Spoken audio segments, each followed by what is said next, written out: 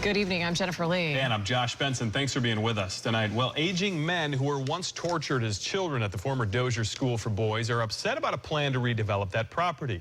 They want to preserve a building where they were once beaten. 8 on your side's Jeff Patterson spoke to one of the men and the governor about this issue. Jeff? Yeah, good evening, Josh. Imagine being beaten and whipped in a small building like this. The former Dozier Reform School for Boys is in the panhandle town of Mariana.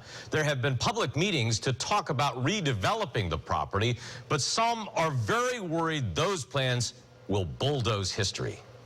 Robert Straley is part of a group of men called the White House Boys.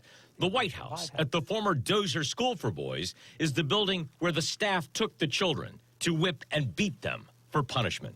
But it's the building itself that has an atmosphere.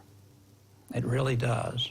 In 1963, Straley was sent to Dozier as a 13-year-old, and like many, he was beaten inside the White House.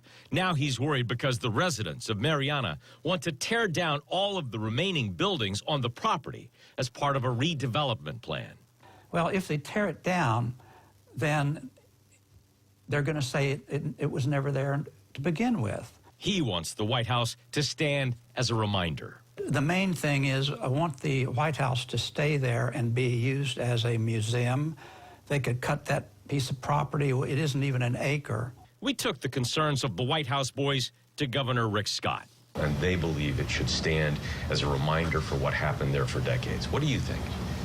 First off, you know, when you think about that, your heart goes out to the people that were impacted there and then their families. But Scott stopped short of saying the building should be preserved. I think that, for me, the most important thing is take care of those families.